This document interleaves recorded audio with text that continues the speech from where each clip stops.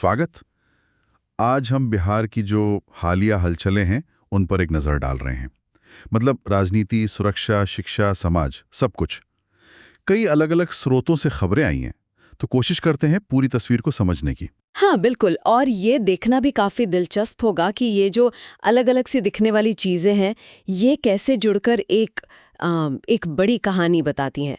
मतलब बिहार के जो मौजूदा हालात हैं उन पर क्या रोशनी डालती हैं। तो शुरुआत राजनीति से करते हैं। वहां तो काफी गहमा गहमी दिख रही है। एक तरफ देखिए, भाजपा इंडिया गठबंधन पर निशाना साध रही है। हाँ, वो कह रहे हैं कि कोई स्पष्ट नीति नहीं है उनके पास। बिल्कुल। और आरोप ये भी कि बिहार को विदेशियों के हाथों सौंपने की मंशा है।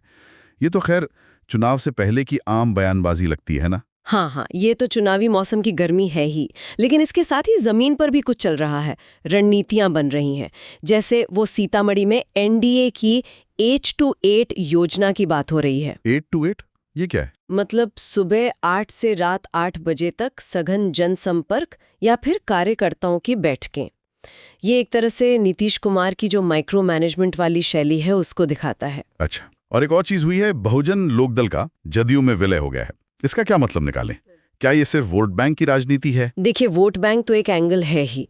मतलब मुस्लिम बहुजन समुदाय को साधने की कोशिश तो है, लेकिन ये भी दिखाता है कि छोटे दलों पर कैसे दबाव बढ़ रहा है और जो बड़ी पार्टियां हैं वो अपना आधार कैसे मजबूत करने में लगी हैं। लगता है जेडीयू अपनी स्थिति और पुख्ता करना चाह रही है। और इसी बीच एक नया चेहरा भी दिख रहा है, यूट्यूबर मनीष कश्यप। वो प्रशांत किशोर की जन स्वराज पार्टी के जरिए राजनीति में आ रहे हैं। हाँ, मनीष कश्यप। ये एक दिलचस्प मोड़ है। ये दिखाता है कि कैसे अब ये सोशल मीडिया और जो पर्सनल ब्रांडिंग है वो पारंपरिक राजनीति को चुनौती दे रहे हैं। तो क्या लगता है, इससे जमीनी समीकरणों पर कोई असर पड़ेगा? असर कितना होगा ये तो वक्त बताएगा, लेकिन हाँ, ये राजनीति में नए तरह के किरदारों के आने का एक संकेत तो जरूर है। अच्छा, राजनीति से थोड़ा हटकर अगर जमीन की हकीकत देखें, मतलब सुरक्षा के हालात, तो वहां भी कुछ अहम बातें हुई हैं। एनआईए ने, यानी राष्ट्रीय जांच एजेंसी ने, हाँ, जो टेरर वगैरह के मामले देखती है, बिल्कुल। उन्होंने प्रतिबंधित संगठन पीएफआई के एक सदस्य के खिलाफ चार्जशीट दाखिल की है। पीएफआई पर तो पहले से ही आरोप लगते रहे हैं। हाँ, ये एक गंभीर मामला है। ये जो चरमपंथ से जुड़ी चिंताएं हैं उनको ये सामने लाता है। और इसी के साथ एक और चिंताजनक खबर है सारण से। वहां आवाज दो अभियान चला था। हाँ, मैंने पढ़ा था, उसमें कुछ लड़कियों को बचाया गया है। जी, 6 नाबालिग लड़कियां जिन्हें दिल्ली और नेपाल से तस्करी करके लाया गया था, उन्हें बचाया गया है। तो एक तरफ चरमपंथ का खतरा, दूसरी तरफ ये मानव तस्करी। ये क्या दिखाता है? मतलब राज्य के सामने सुरक्षा की चुनौतियां और जटिल हो रही हैं। ये दिखाता है कि राज्यों को ना संगठित अपराध और चरमपंथ दोनों ही मोर्चों पर लगातार जूझना पड़ रहा है। मानव तस्करी जैसी जो समस्याएं हैं वो सामाजिक सुरक्षा में कमजोरियों को दिखाती हैं, और पीएफआई जैसे मामले आंतरिक सुरक्षा के लिए चुनौती हैं ही। मतलब सुरक्षा तंत्र पर दबाव तो काफी है। चलिए, कुछ सकारात्मक खबरों पर भी बात करते हैं। स्वास्थ्य के क्षेत्र में कुछ अच्छा हुआ है। मुजफ्फरपुर सदर अस्पताल में डीएनबी कोर्स शुरू हो रहा है। डीएनबी? हाँ, डिप्लोमेट ऑफ नेशनल बोर्ड। ये एमडीएमएस के बराबर की डिग्री होती है। अच्छा, तो 15 सीटों से शुरुआत हो रही है। ये तो अच्छी खबर है ना। निश्चित रूप से। ये स्वास्थ्य सेवाओं को बेहतर बनाने की दिशा में, खासकर स्पेशलिस्ट डॉक्टरों की कमी को पूरा करने में एक महत्वपूर्ण कदम है। लेकिन देखिए, दूसरी तरफ शिक्षा के क्षेत्र में एक अजीब सी स्थिति बन गई है। पटना विश्वविद्यालय के कॉलेजों में प्रिंसिपल चुनने के लिए पहली बार लॉटरी सिस्टम अपनाया गया है। लॉटरी से प्रिंसिपल? ये क्या बात हुई? ये तो सुनने में ही बड़ा अटपटा लग रहा है। बिल्कुल। और इसी वजह से इस पर विवाद भी खड़ा हो गया है।